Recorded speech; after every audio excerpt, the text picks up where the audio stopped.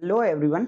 आपका बहुत बहुत स्वागत है सब्जेक्ट वेंचर में, जिसमें आज हम बीएड सेकेंड सेमेस्टर के जो फिजिकल साइंस है, पदार्थ विज्ञान है, उसके सेकेंड यूनिट से संबंधित, जिसमें कि खासकर टीचिंग मेथड्स के बारे में डिस्कस किया गया है, को पूरी तरीके से समाहित करता हुआ एक वीडियो लेके आए हैं, जिसमें 121 मैंने क्वेश्चंस बहुत सजगता के साथ आपके लिए चुने हुए हैं। आप इन क्वेश्चंस को देखें और निश्चित तौर पर इनकी तैयारी करके रखें, क्योंकि आने वाले एग्जाम में ये बहुत इंपॉर्टेंट होंगे।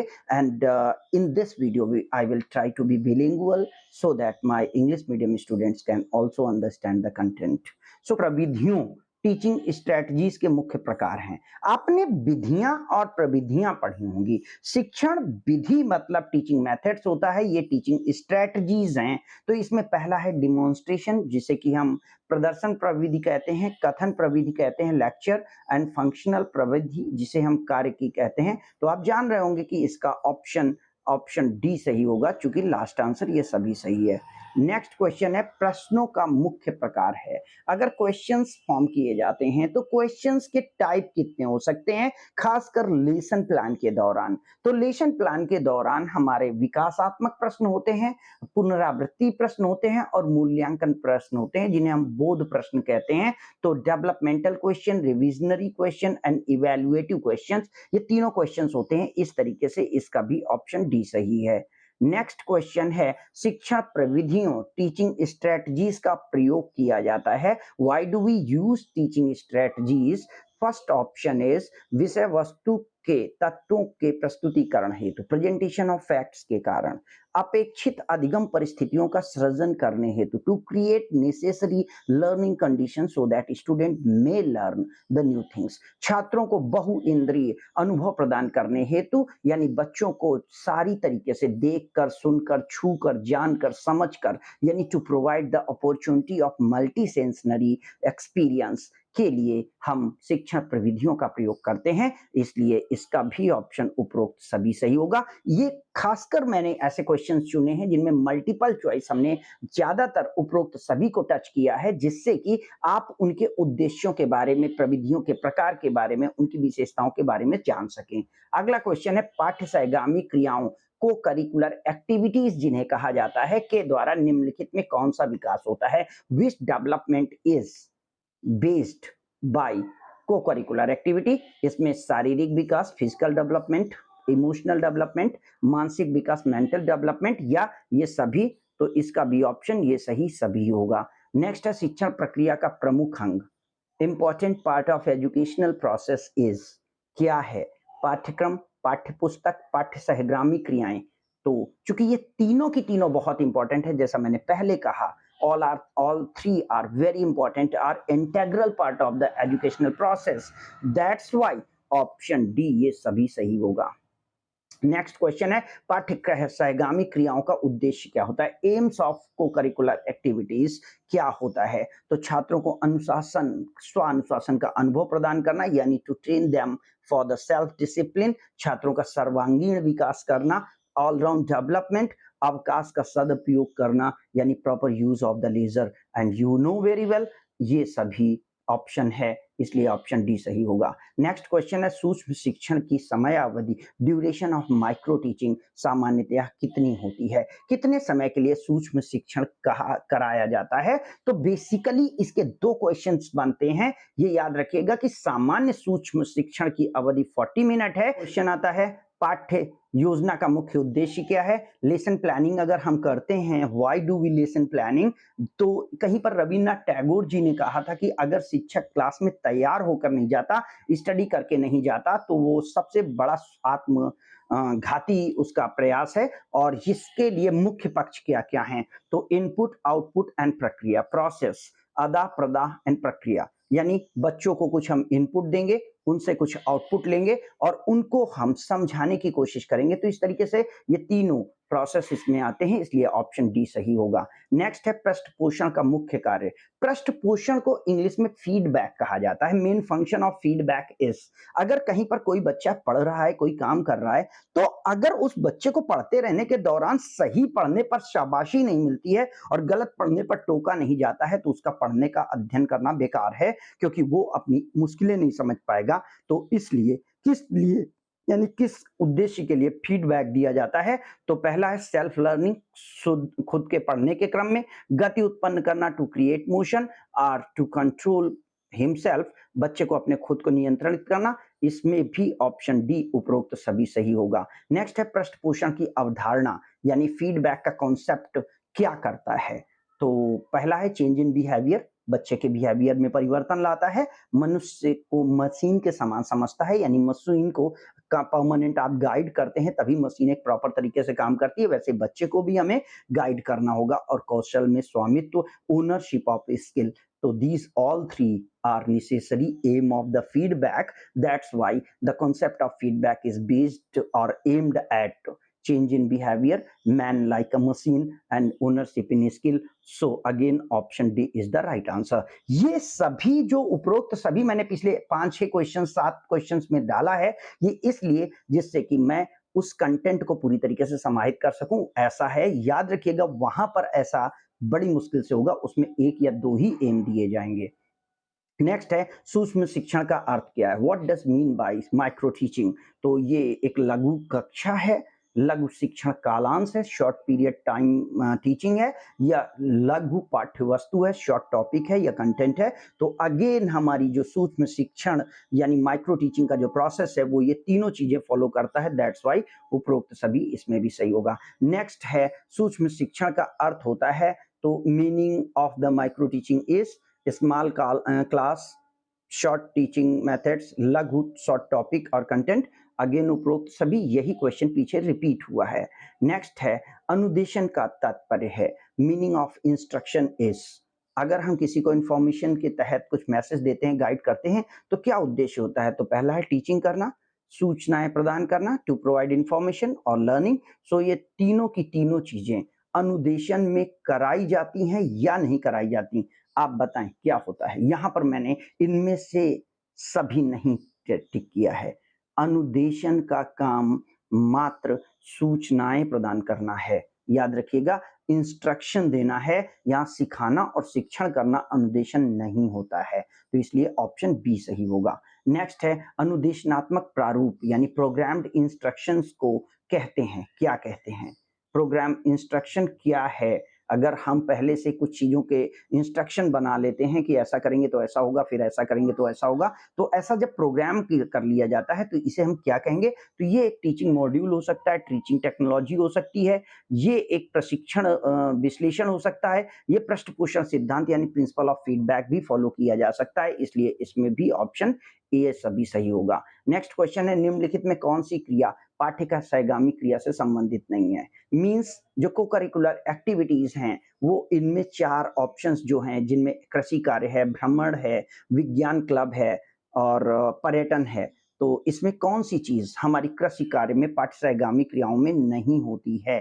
तो हम अगर देखें तो स्पेशल हम 6 से 8 में कृषि पढ़ाए जाने को छोड़ दें तो ध्यान रखिएगा कृषि कार्य इसका ऑप्शन होगा, क्योंकि ये पाठ्य सहगामी क्रियाओं में नहीं है। भ्रमण पाठ्य सहगामी क्रियाओं में है, इको क्लब साइंस क्लब पाठ्य सहगामी क्रियाओं में है, पर्यटन भी पाठ्य सहगामी क्रियाओं में है, कृषि कार्य पाठ्य सहगामी क्रियाओं में नहीं आता। ऑल्दो ये एक प्रैक्टिकल वर्क होता है, स्पेशली एग्रीकल्चर सब्जेक्ट का, तो ये शिक्षा के लेवल पर पूरी तरीके से फॉलो नहीं हो रहा है।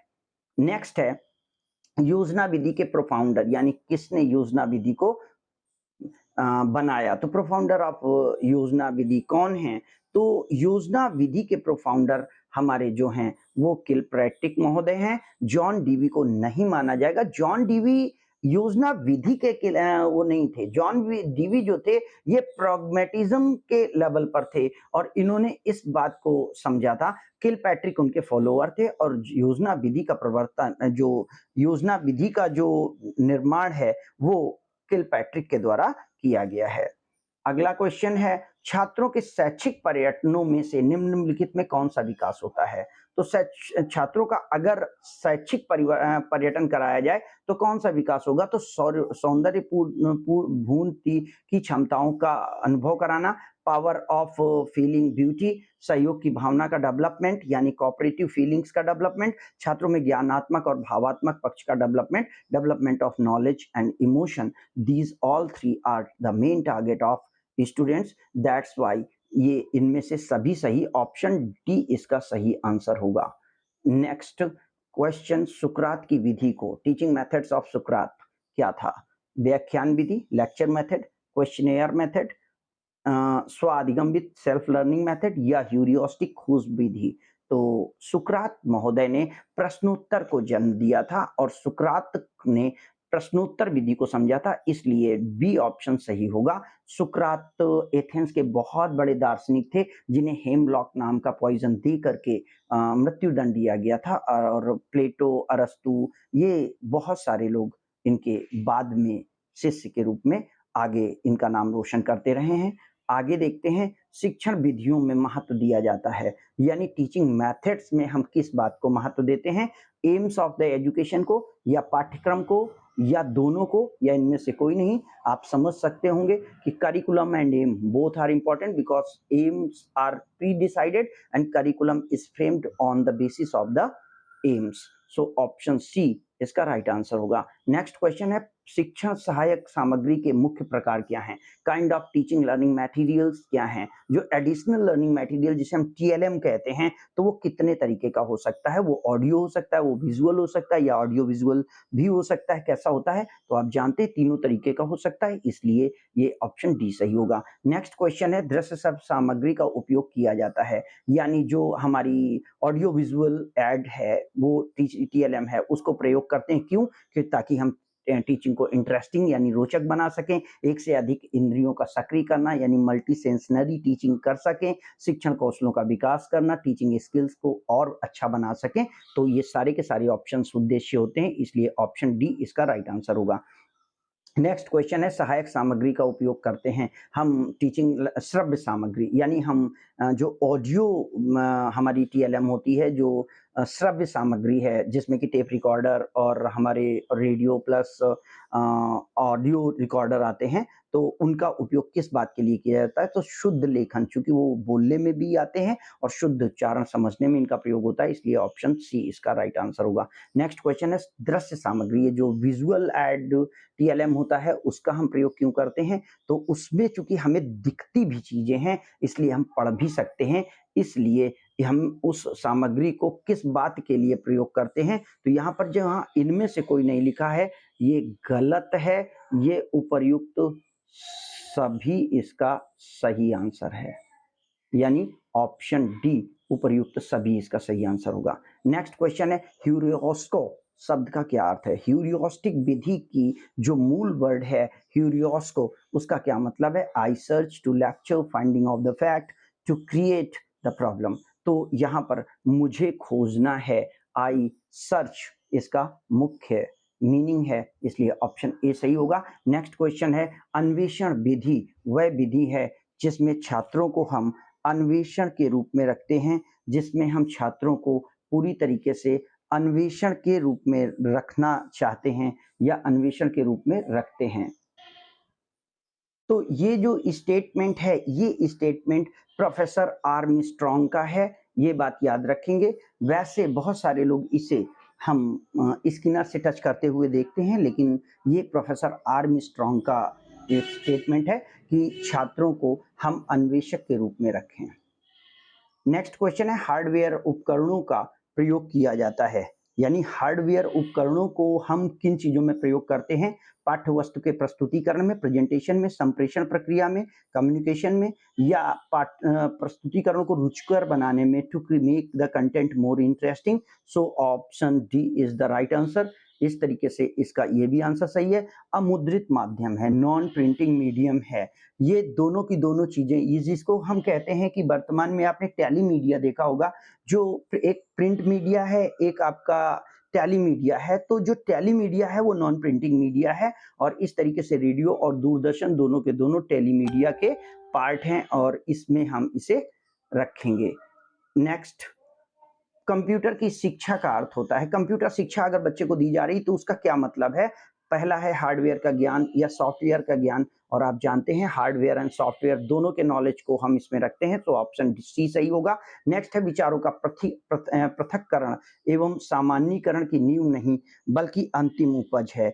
यानी अगर हम कहीं पर बच्चों को सामान्यीकरण और पृथक्करण के रूप में जानते हैं तो इस चीज को हम कैसे माने और कहाँ पर इसके बारे में कहा जा सकता है, तो ये परिभाषा किसकी है?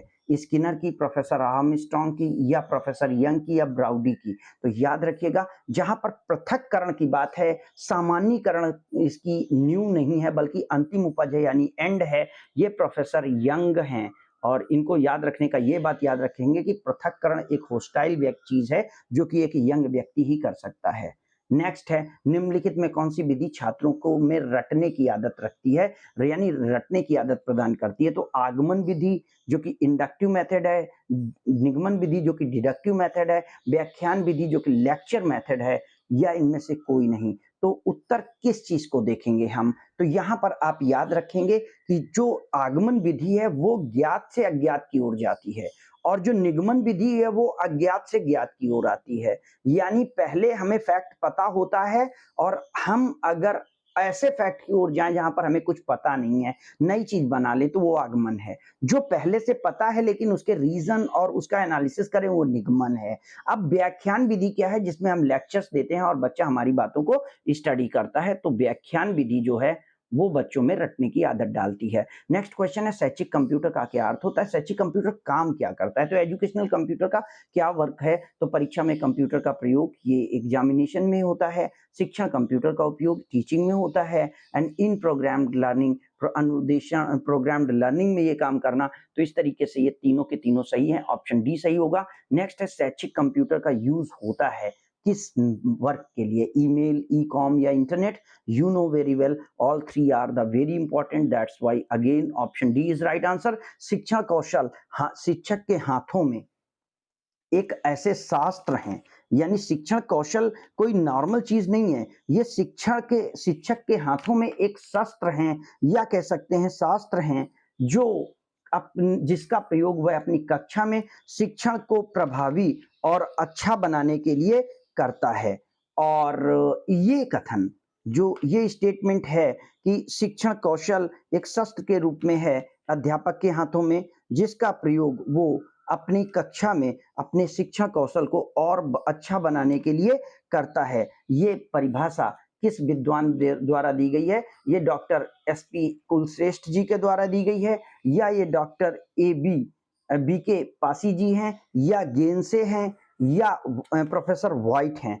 तो क्या आपको इस परिभाषा को देख करके ये बात समझ में आ पा रही है कि ये किसके द्वारा दी गई है? ये परिभाषा डॉक्टर एसपी कुलश्रेष्ठ की परिभाषा है, जिन्होंने शिक्षण को अच्छा बनाने की बात की। अगेन इसको याद रखने का तरीका क्या है कि कुलश्रेष्ठ, श्रेष्ठ मतलब पहले से अच्छा बनाना, तो जो शिक्षण कौशल को और अच्छा बनाने की परिभाषा देते हैं वो प्रोफेसर एसपी कुलश्रेष्ठ हैं। अगला क्वेश्चन है, एनसीईआरटी के अनुसार सूक्ष्म शिक्षण की प्रक्रिया में छात्रों की संख्या कितनी होनी चाहिए? तो छात्रों की संख्या सूक्ष्म शिक्षण प्रक्रिया में 5 से 10 होनी चाहिए। अगला क्वेश्चन है, एनसीईआरटी ने सूक्ष्म शिक्षण की प्रक्रिया में अवधि कितनी निर्धारित की है? तो सूक्ष्म शिक्षण प्रक्रिया में अवधि का निर्धारण मात्र, ये याद रखिएगा, पूरे सूक्ष्म शिक्षण की यह अवधि नहीं है, ये सूक्ष्म शिक्षण में पाठ की अवधि है, और पाठ की अवधि 10 मिनट के लिए दी गई है। अगला क्वेश्चन है, शैक्षिक कंप्यूटर का क्या अर्थ होता है? शैक्षिक कंप्यूटर क्या कार्य करता है? सूचनाओं को संचित करना यानी डेटा कलेक्शन करना, डेटा फीडिंग करना, या प्रदत्त डेटा का एनालिसिस करना यानी समेकन करके उसका एक रिजल्ट देना। तो ये सारी की सारी चीजें, processing and working of the data, ये तीनों की तीनों चीजें हमारे शैक्षिक कंप्यूटर द्वारा की जाती हैं, इसलिए ऑप्शन डी सही ऑप्शन होगा। नेक्स्ट है, शैक्षिक कंप्यूटर से लाभ होता है, हम एजुकेशनल गाइडेंस दे सकते हैं, उपचारात्मक शिक्षण कर सकते हैं, शोध कार्यों में भी मदद होती है, और इस तरीके से ये सभी इसका राइट आंसर होंगे। शिक्षा के माध्यमों का उपयोग किस लिए किया जाता है? यानी शिक्षा में माध्यमों जो मेथड्स हम यूज करते हैं वो किस बात के लिए प्रयोग करते हैं? छात्र को एक से अधिक इंद्रियों का प्रयोग करने के लिए, यानी train more senses as a student, शिक्षण को उद्देश्य केंद्रित बनाना, to make teaching aim oriented, and शिक्षण में कला और विज्ञान का समन्वय करना, to make harmony between science and art. So these all three are the aims of education. That's why option D is the right answer. Next है सतत और असतत चर, कंटिन्यूअस एंड अन डिसकंटिन्यूअस चर, यानी डेटा कौन से हैं? यानी मल्टीप्लिकेशन डेटा जो गुणात्मक चर हैं या मात्रात्मक चर हैं? तो जो गुणात्मक और मात्रात्मक है दोनों तरीके के चरों को हम सतत और असतत प्रकार में बांट सकते हैं। ठीक है, नेक्स्ट आता है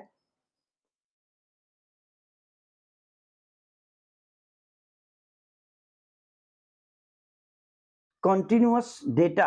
सतत चर का उदाहरण क्या है? तो व्यक्ति की लंबाई जो कि लगातार रहेगी, छात्रों की संख्या जो कि कॉन्टिन्यूअस रहेगी, या व्यक्ति का भार जो कि एक सीरीज में होगा। इस तरीके से ये कॉन्टिन्यूअस डेटा है जो गैप नहीं रखता, इसलिए ऑप्शन डी सही होगा। नेक्स्ट है असतत चर का उदाहरण क्या है? तो क्रिकेट टीम में खिलाड़ियों की संख्या, ये एक फिक्स होता है, और किसी विद्यालय में अध्यापकों की संख्या, यहाँ पर भी कोई सीरीज नहीं होती। परिवार में सदस्यों की संख्या, यानी जहां पर कोई संख्या तय नहीं है, जिसका कि अगला और पिछला क्रम नहीं निर्धारित है, वो असतत चर का उदाहरण है, इसलिए ऑप्शन डी सही होगा। नेक्स्ट क्वेश्चन है सूक्ष्म शिक्षण द्वारा शिक्षकों में किन कौशलों का विकास किया जाता है? तो प्रश्नोत्तर, कथन, श्यामपट्ट का प्रयोग, क्वेश्चन एंड आंसर्स का प्रयोग, skill, statement making, use of the black board. तो इन तीनों टैलेंट का, इन तीनों आर्ट्स का प्रयोग सूक्ष्म शिक्षण में किया जाता है, इसलिए ऑप्शन डी सही ऑप्शन होगा।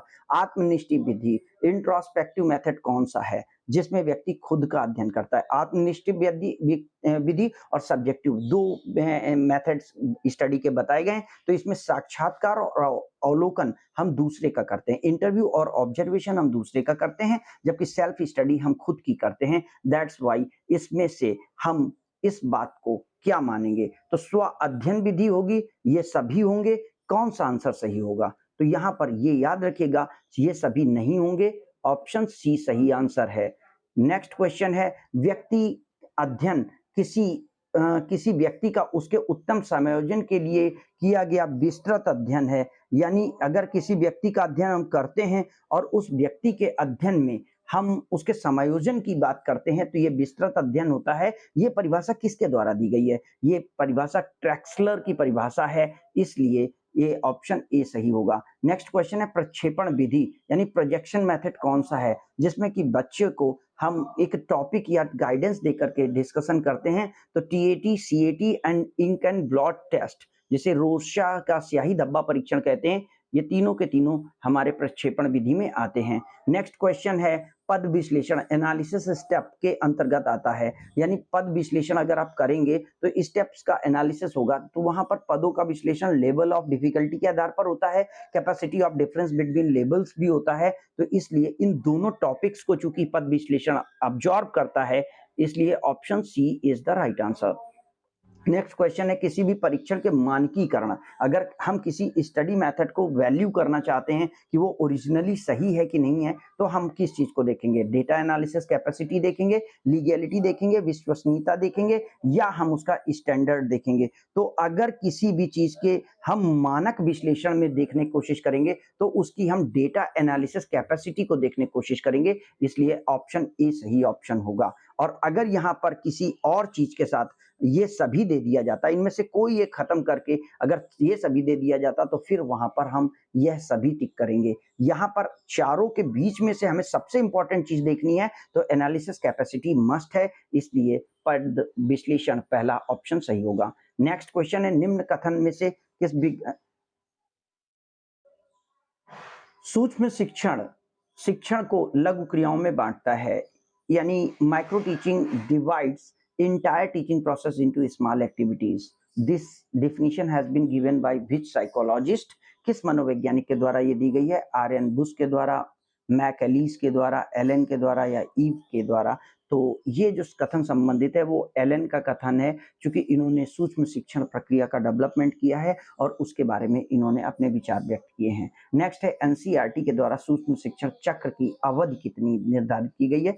पीछे जो बात बता चुके हैं। Question number option number A 36 minute की जो अवधि है वो एनसीईआरटी के द्वारा डिसाइड की गई है। नेक्स्ट क्वेश्चन है सूक्ष्म शिक्षण का विकास किस विश्वविद्यालय में किया गया। तो सूक्ष्म शिक्षण का विकास जो है वो एलन के द्वारा किया गया है और ये 1963 में किया गया है। स्टैनफोर्ड विश्वविद्यालय के द्वारा ऐसा काम किया गया है। तो नेक्स्ट है सूक्ष्म शिक्षण का विकास एलन के द्वारा कब किया गया। अगेन क्वेश्चन पीछे डिस्कस कर चुके हैं 1963 में। नेक्स्ट है पदार्थ विज्ञान के शिक्षण यानी teaching of the physical science में नवाचार का प्रयोग किया जा रहा है। कौन सा नवाचार, न्यू इनोवेशन कौन सा है।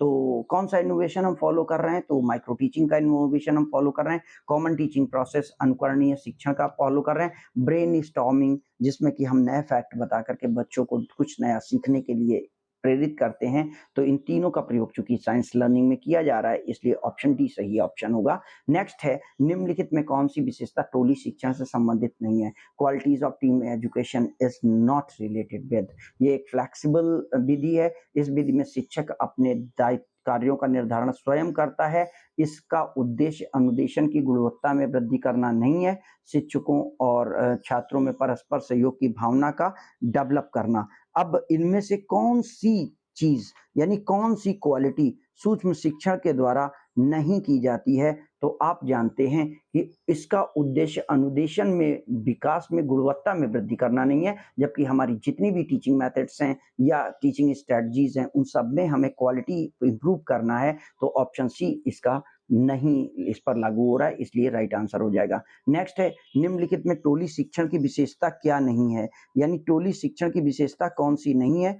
तो टोली शिक्षण की विशेषता में जो यह एक शिक्षण विधि है ये सच है। यह विधि सहयोग की भावना पर निर्भर करती है यानी टीम चूंकि लर्निंग होती है। यह विधि जटिल विधि है या यह विधि लचीली विधि है, फ्लेक्सिबल भी है, इसलिए ऑप्शन सी यह विधि जटिली है। इसका राइट आंसर होगा क्योंकि ऊपर पूछा गया विशेषता कौन सी नहीं है। नेक्स्ट है वैधानिक विधि के अंतर्गत ज्ञानार्जन के लिए समस्या समाधान के लिए किसकी आवश्यकता होती है, यानी किस चीज की आवश्यकता होती है। अगर आप ज्ञानार्जन कर रहे हैं और कहीं पर अगर आप स्टडी कर रहे हैं, कहीं पर किसी चीज को अगर आप पढ़ रहे हैं, तो कौन सी ऐसी चीज है जिसके लिए आप इस चीज को ध्यान देंगे, यानी समस्या समाधान के लिए किस चीज की आवश्यकता आपको जरूरी है, क्या चीज आपको सबसे पहले चाहिए होगी। तो सबसे पहले हमें अगर जो ज्ञानार्जन उसके है उसमें है तो समस्या का होना बहुत जरूरी है। अगर समस्या नहीं होगी तो कहीं पर कुछ नहीं हो सकता है, इसलिए ऑप्शन बी सही होगा।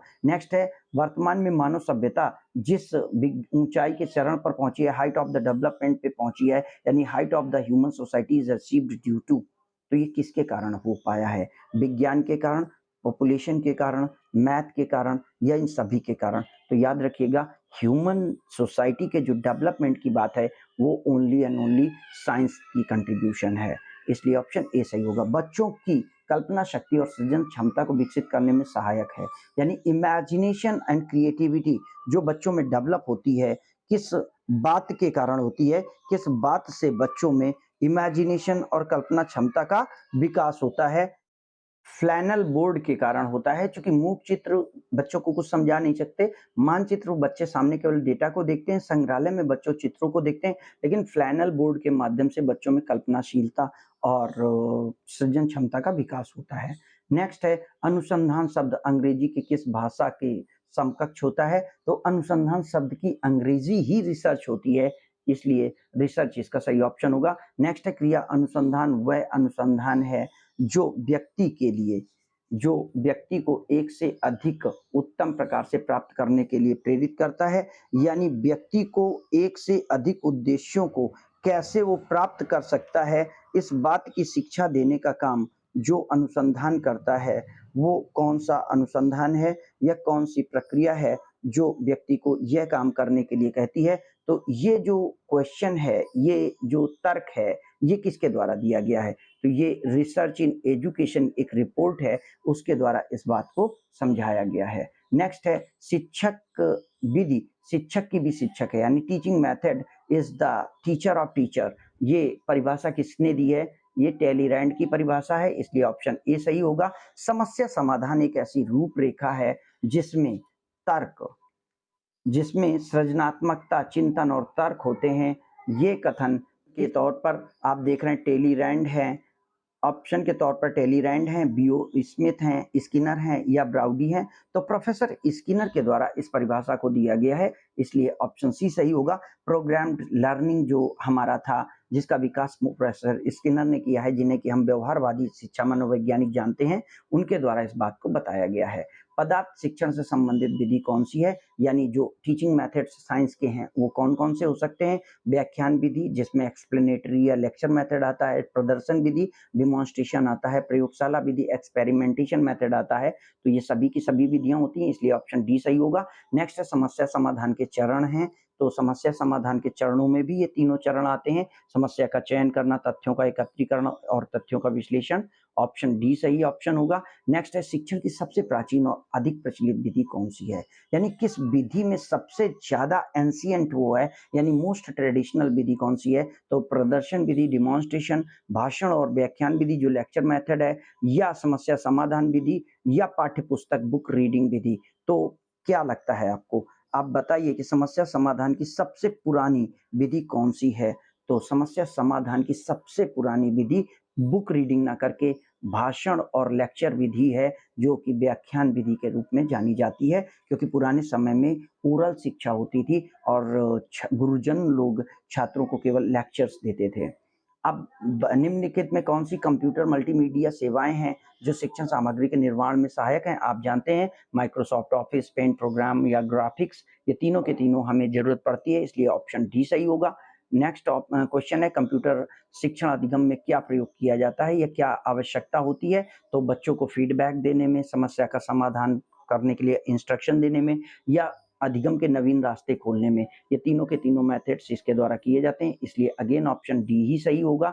नेक्स्ट क्वेश्चन है प्रदर्शन विधि का आधार निम्नलिखित में किसमें है? यानी जो प्रदर्शन है, पहला है मनोवैज्ञानिक यानी साइकोलॉजिकल, दूसरा है सामाजिक सोशल, तीसरा है वर्ल्डली और चौथा है फिलोसॉफिकल यानी दार्शनिक। हमारा ऑप्शन मनोवैज्ञानिक इसका राइट आंसर होगा। नेक्स्ट है प्रदर्शन विधि डिमॉन्स्ट्रेशन मेथड का गुण नहीं है, यानी क्या इसका गुण नहीं है? तो ये विधि मनोवैज्ञानिक है, ये सही है। तुलनात्मक दृष्टि से ये कम खर्चीली विधि है और ये छात्रों की तार्किक शक्ति का विकास करती है, यह अध्यापक पर निर्भर नहीं करती है। तो ये बात इस पर गलत है।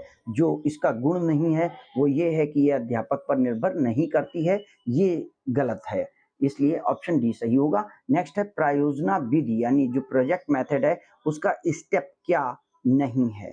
कौन सा चरण प्रायोजना विधि में नहीं है? तो परिस्थिति प्रदान करना, योजना बनाना, मूल्यांकन करना, ये तीनों हैं।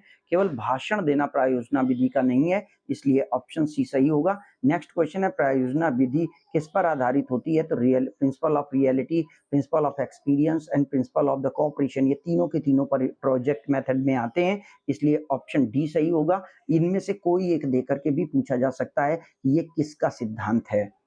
नेक्स्ट क्वेश्चन है निम्नलिखित में से किस विधि में भौतिक विज्ञान शिक्षण में मुख्य रूप से प्रयोग किया जाता है? तो भौतिक विज्ञान के शिक्षण में जहां पर कि हम बहुत सारी चीजों को प्रूव करने की कोशिश करते हैं जो हमें बताई जाती हैं, इसलिए डिडक्टिव मेथड जो हमें अज्ञात से ज्ञात की ओर ले जाती है उस तरफ हम चलते हैं, और ये हमारी विधि डिडक्टिव मेथड के रूप में जानी जाती है। कौन सी विधि है जिसमें छात्र मात्र श्रोता के रूप में होता है? Student act as a mere listener in which teaching methods? तो व्याख्यान विधि, परियोजना प्रश्नोत्तर विधि, परियोजना विधि, अन्वेषण विधि, यानी जो लेक्चर मेथड है, क्वेश्चनेयर मेथड है, परियोजना प्रोजेक्ट मेथड है, अन्वेषण ह्यूरियोस्टिक है। तो आप जानते हैं लेक्चर मेथड में चूंकि टीचर बोलता है और छात्र केवल सुनता है, इसलिए ये विधि इसका सही आंसर होगा। नेक्स्ट क्वेश्चन है किस वैज्ञानिक के अथक प्रयासों के द्वारा कृषि क्षेत्र में हरित क्रांति का उद्भव नहीं हुआ? यानी इनमें से तीन लोग हैं जिन्होंने हरित क्रांति में जो ग्रीन रेवोल्यूशन हुआ है उसमें कंट्रीब्यूशन किया है, किसने नहीं किया है? तो doctor V V Pal, M S Swaminathan, Norman Borlaug या वुडवर्न। तो आपके जो वुडवर्न हैं इनका इस पे सहयोग नहीं है, इसलिए ऑप्शन डी सही होगा। नेक्स्ट क्वेश्चन है, किस वैज्ञानिक से ये कथन संबंधित है? हमारी ज्ञान अनुभूतियों की सतत व्यस्तता विभिन्नता को एक तर्कपूर्ण चुनौती है। तर्कपूर्ण विचार प्रणाली में निर्मित करने को प्रयास को विज्ञान कहते हैं। यानी कौन से वैज्ञानिक हैं जिन्होंने इस बात को कहा है कि हमारी अस्त व्यस्त विभिन्नता, जो हमारा सिस्टम इधर उधर है, उसको एक सिस्टम में पिरो करके एक मेथड के तहत बता करके हमको समझाने का प्रयास करने वाली जो सब्जेक्ट है वो विज्ञान है। तो ये वुडवर्न का है, ये याद रखेंगे, और इन्होंने ही इस बात को कहा है। नेक्स्ट है, विज्ञान शब्द का अर्थ क्या है? विज्ञान शब्द का अर्थ विद के सेंस में जानना होता है, ये याद रखेंगे, क्योंकि विज्ञ प्लस ज्ञान को हम मानते हैं। सूक्ष्म शिक्षण की मुख्य अवस्था है, यानी सूक्ष्म शिक्षण में हम क्या करते हैं? ज्ञान प्राप्ति करते हैं, कौशल का विकास करते हैं, या अंतरण करते हैं, या ये सभी करते हैं। तो आप जानते हैं ऑप्शन डी इसका राइट आंसर होगा। नेक्स्ट क्वेश्चन है, सूक्ष्म शिक्षण में हम प्रयोग करते हैं किसका? पाठ्य वस्तु के स्वामित्व का, यानी जो टीचिंग करिकुलम है उसके कंटेंट को बनाने का, शिक्षण कौशल डेवलप करने का, कक्षा समस्या समाधान करने का, या शिक्षण व्यवहार का। तो सूक्ष्म शिक्षण में जो हम प्रयोग करते हैं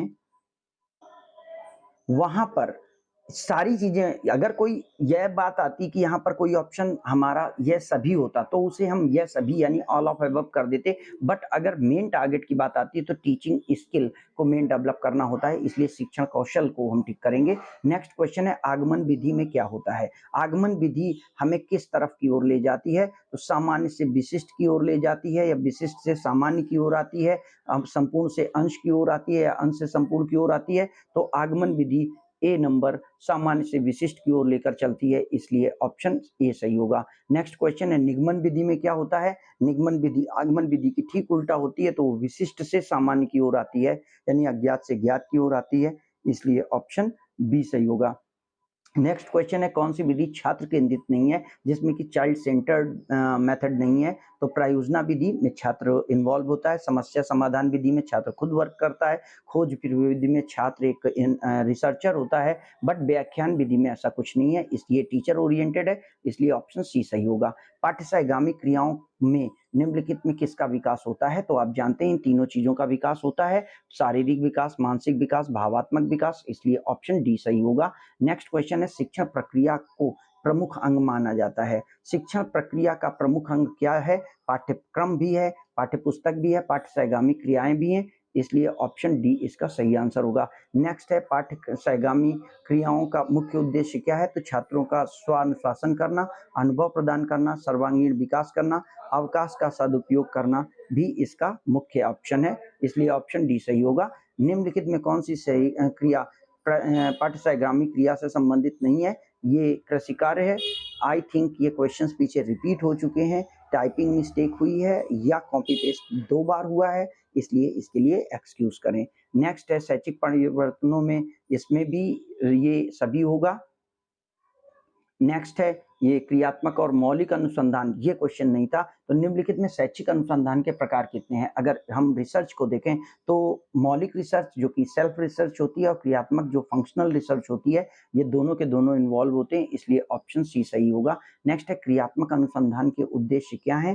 तो छात्रों को ये सारी की सारी चीजें, जिसमें कि वो सौंदर्य क्षमता का विकास कर सकें, यानी फीलिंग महसूस कर सकें, विद्यालयों की कार्यप्रणाली को और अच्छा से बना सकें, यानी ऑर्गेनाइजेशन ऑफ टीचिंग या मैनेजमेंट ऑफ स्कूल में बी बेटर, एंड निष्पत्ति स्तर, जो छात्रों की दक्षता का स्तर है, जो उनकी स्किल है, जो आउटकम ऑफ द लर्निंग है, वो और डेवलप हो सके, इसलिए ऑप्शन डी इसका राइट आंसर होगा। नेक्स्ट है, क्रियात्मक अनुसंधान की समस्याएं हैं। जब हम फंक्शनल एजुकेशन देखते हैं, जब हम निदानात्मक परीक्षण देखते हैं, तो हम किस टॉपिक पे बात करेंगे? तो बाल व्यवहार से संबंधित समस्याएं, यानी चाइल्ड बिहेवियर, शिक्षण से संबंधित टीचिंग प्रॉब्लम्स, और परीक्षा से संबंधित एजुकेशनल प्रॉब्लम्स, एग्जामिनेशन प्रॉब्लम्स, तो इन सभी का हम हल अपने क्रियात्मक अनुसंधान में देखते हैं, जिसमें कि हम समस्या को पहले रख करके देखते हैं कि इसको किस तरीके से हम रिमूव कर सकते हैं, इसलिए ऑप्शन डी राइट आंसर होगा। नेक्स्ट क्वेश्चन है, अभिक्रमित अनुदेशन का महत्व नहीं है।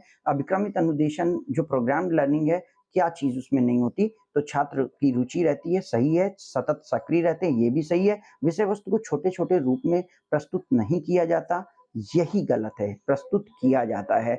छात्रों की प्रेरणा का स्तर भी ऊंचा रहता है क्योंकि उन्हें फीडबैक मिलता है। ऑप्शन सी इसका सही आंसर होगा। नेक्स्ट है, प्राथमिक स्तर पर शिक्षक का वर्णमाला पढ़ाना, चित्रों या समूहों का प्रयोग करना किस बात के लिए है? छात्रों में किस बात के लिए ऐसा किया जाता है? तो ये स्थायित्व ज्ञान का प्रदान करता है, यानी जो हमारा नॉलेज है वो परमानेंट रहे, इसके लिए। छात्रों में सहयोग की भावना बढ़े, कोऑपरेशन बढ़े, इसके लिए। या छात्रों में कॉग्निटिव डेवलपमेंट और इमोशनल डेवलपमेंट हो, तो ये तीनों की तीनों चीजें चाहिए, इसलिए उपरोक्त सभी सही होगा। नेक्स्ट क्वेश्चन है, प्राथमिक भाषा में कक्षा में कौन सी शिक्षण सामग्री सबसे ज्यादा प्रभावित होगी? तो याद रखेंगे, ग्लोब, चित्र और नमूने, शैक्षिक भ्रमण या ग्रामोफोन, ये तीनों चीजें नहीं होंगी। बी ऑप्शन, चित्र और नमूने, क्योंकि बच्चे छोटे होते हैं, वो देखते हैं और चीजों को समझकर, छूकर फील करना चाहते हैं, इसलिए ऑप्शन बी सही होगा। नेक्स्ट क्वेश्चन है, पाठ्य सहगामी क्रिया में क्या सहायक है? यानी पाठ्य सहगामी क्रियाएं क्यों हमारे लिए जरूरी हैं? तो भाषा और साहित्य को समझने में, अधिक अंक प्राप्त करने में, समय और श्रम की बचत करने में, शिक्षण के कार्यभार को कम करने में। तो पहला सी ऑप्शन, शिक्षण, समय और श्रम की बचत करने में पाठ्य सहगामी क्रियाएं जरूरी हैं। नेक्स्ट है, शिक्षण सहायक सामग्री की मुख्य प्रकार, ये क्वेश्चन रिपीट हो चुका है, सभी हैं। सामग्री का उपयोग क्यों किया जाता है? तो ये भी क्लियर हो चुका है, उपयुक्त सभी है। नेक्स्ट क्वेश्चन के तौर पर हम देखते हैं, व्याख्या प्रदर्शन विधि की विशेषता नहीं है। तो व्याख्या प्रदर्शन विधि की विशेषता क्या नहीं है? इसमें विद्यार्थी विशेष रुचि लेते हैं, यह विधि सस्ती है और यह विधि मनोविज्ञान पर आधारित है। क्योंकि ये तीनों की तीनों चीजें जरूरी नहीं है, आप देख रहे हैं, तो ये उपर्युक्त सभी इसका राइट आंसर होगा। नेक्स्ट क्वेश्चन है, प्रोजेक्ट यथार्थ जीवन का वह भाग है जो विद्यालय में प्रयोग किया जाता है। तो ये किस व्यक्ति ने कहा है कि प्रोजेक्ट? ऑप्शन देखें, प्रोफेसर बेलार्ड का, पार्कर का, या बीओ स्मिथ का, या ब्राउडी का। तो प्रोफेसर बेलार्ड के द्वारा यह डेफिनेशन दी गई है कि प्रोजेक्ट यथार्थ जीवन का वह नॉलेज है, वह भाग है जो विद्यालय में प्रयोग किया जाता है, इसलिए ऑप्शन ए सही होगा। नेक्स्ट है, सूक्ष्म शिक्षण का सर्वप्रथम सुझाव किस व्यक्ति ने दिया? सूक्ष्म शिक्षण के सुझाव को देने वाला कौन व्यक्ति था? तो याद रखेंगे, डेवलपमेंट एलन ने किया है, लेकिन इसका सुझाव सर्वप्रथम कीथ ने दिया था, इसलिए ऑप्शन बी सही होगा। सूक्ष्म शिक्षण उपागम का नामकरण किस व्यक्ति ने किया? क्योंकि डेवलपमेंट एलन ने किया है, इसलिए नामकरण इन्हीं के नाम से जाना जाता है। सूक्ष्म शिक्षण का सिद्धांत क्या है? तो सूक्ष्म शिक्षण के सिद्धांत को RCEM, जो कि हमारा एक विद्यालय है, ये मैसूर का विद्यालय है, और इसमें ज्ञान की कितनी मानसिक योग्यताओं को प्रयोग किया गया है? तो ध्यान रखेंगे, मानसिक योग्यताएं ज्ञान की अगर पूछी गई हैं तो वो 2 हैं, और बोध की पूछी जाएंगी कि तो वो 7 होंगी। यही चीज यहाँ पर दिया गया है कि RC सिस्टम में बोध की कितनी मानसिक अवस्थाओं को वर्गीकृत किया गया है, तो ये 7 अवस्थाएं हैं, ऑप्शन डी सही होगा। नेक्स्ट है, सहायक शिक्षण सामग्री क्या करती है? कुशलता को प्रभावित करती है, प्रेरणा का कार्य करती है, प्रयोग करते हुए सीखने पर बल देती है, ऑप्शन डी, ये सारी चीजें सही है। विज्ञान का ज्ञान होता है, विज्ञान का ज्ञान कैसा है? क्रमबद्ध ज्ञान, जिसे कि हम परीक्षण से सिद्ध कर सकें, वो विज्ञान होता है, इसलिए क्रमबद्ध भी है, सीरियल भी है, ऑर्गेनाइज्ड भी है, और वेल मैनेज्ड भी है, इसलिए ऑप्शन डी सही ऑप्शन होगा। नेक्स्ट है, विज्ञान का अर्थ केवल परख नली या कुछ छोटा बड़ा कर देना नहीं है।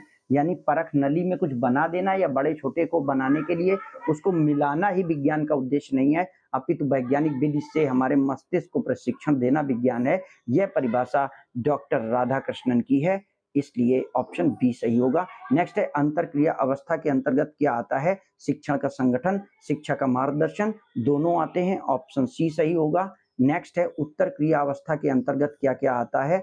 तो उत्तर क्रिया अवस्था के अंतर्गत शिक्षण का नियोजन, शिक्षण का नियंत्रण, शिक्षण का संगठन, या शिक्षण का मार्गदर्शन। तो शिक्षण का जो मार्गदर्शन है वो उत्तर क्रिया के अंतर्गत आता है।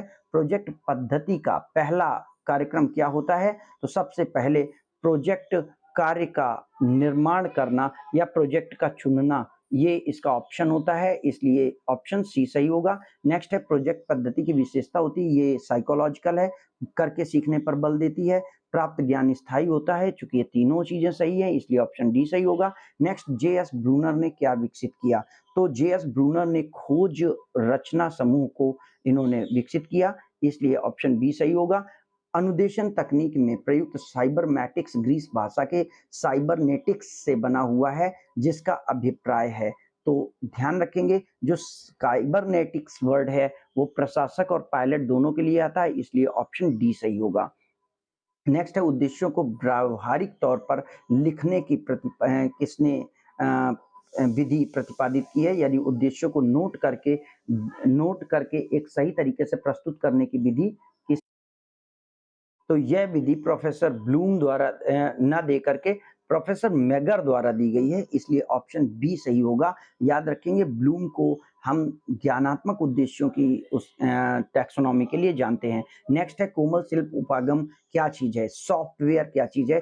तो दूरदर्शन से संबंधित है, टेप रिकॉर्डर से संबंधित है, कंप्यूटर से संबंधित है, या इनमें से कोई नहीं? तो कोमल शिल्प उपागम में टेप रिकॉर्डर आता है, क्योंकि टेप रिकॉर्डर एक सॉफ्टवेयर के तौर पर रहेगा जो रिकॉर्डेड टेप है। विज्ञान शिक्षण की वह कौन सी विधि है जो छात्रों को करके सीखने पर बल देती है? तो याद रखेंगे कि विज्ञान शिक्षण की वह विधि जो छात्रों को करके सीखने यानी लर्निंग बाय डूइंग पर महत्व देती है, वो प्रयोगशाला विधि है। नेक्स्ट है, विज्ञान शब्द की उत्पत्ति किस शब्द से हुई है? तो साइंटिया से विज्ञान शब्द की उत्पत्ति है। ऑप्शन, बहुउद्देशीय अनुदेशन का विचार प्रतिपादित किया गया किसके द्वारा? तो professor Edgar Dale, Armstrong, Davis या बी.एफ. स्किनर द्वारा। तो एडगर डेल महोदय के द्वारा ये बहुउद्देशीय टीचिंग मेथड डेवलप किया गया है, और इसकी जो डेवलपमेंट है वो इन्हीं के द्वारा प्रतिपादित की गई है, इसलिए एडगर डेल महोदय इसका राइट आंसर होगा। नेक्स्ट है, डाल्टन विधि के प्रतिपादक कौन है? तो जो डाल्टन विधि है, ये आप जानते हैं कि ये विधि हमारी बनाई गई है कुमारी हेलेन पार्कहर्स्ट के द्वारा, इसलिए ऑप्शन सी इसका राइट आंसर होगा। नेक्स्ट है, अनुदेशन द्वारा उद्देश्य की प्राप्ति किस तरीके से हो सकती है? तो भावात्मक, ज्ञानात्मक या क्रियात्मक, इन तीनों के द्वारा होती है, इसलिए ऑप्शन डी सही होगा। नेक्स्ट क्वेश्चन है, प्रोजेक्ट विधि के जन्मदाता कौन है? Again WH. किलपैट्रिक प्रोजेक्ट विधि के जन्मदाता हैं, और प्रोजेक्ट वह सा उद्देश्य कार्य है जो सामाजिक वातावरण में छात्रों द्वारा पूर्ण तन्मयता के द्वारा साथ किया जाता है। ये परिभाषा प्रोफेसर किलपैट्रिक ने ये जो प्रोजेक्ट मेथड है उसको बनाते हुए दी। प्रोजेक्ट एक समस्या मूलक कार्य है, ये किसने कहा? प्रोजेक्ट एक समस्या मूलक कार्य है जो अपनी स्वाभाविक परिस्थितियों के कारण अपनी पूर्णता को प्राप्त करता है। ये प्रोफेसर स्टीवेंसन के द्वारा बताया गया है। और लास्ट क्वेश्चन के तौर पर देखें तो किलपैट्रिक महोदय ने प्रोजेक्ट के कितने भाग बताए हैं? तो किलपैट्रिक महोदय ने प्रोजेक्ट के 4 भाग बताए हैं, इस तरीके से ऑप्शन सी सही होता है। तो ये हमारा टीचिंग मेथड्स पर पदार्थ विज्ञान यानी साइंस टीचिंग पेडागोजी पर एक कंटेंट था। काइंडली अगर ये अच्छा लगा हो अपने दोस्तों तक शेयर करें, और अपने कमेंट बॉक्स में अपने सुझाव जरूर हमें भेजें। अगले वीडियो के लिए हम बहुत जल्द आपके पास आएंगे। अगर चैनल को सब्सक्राइब ना किए हों तो चैनल को सब्सक्राइब करके रखें। Thank you.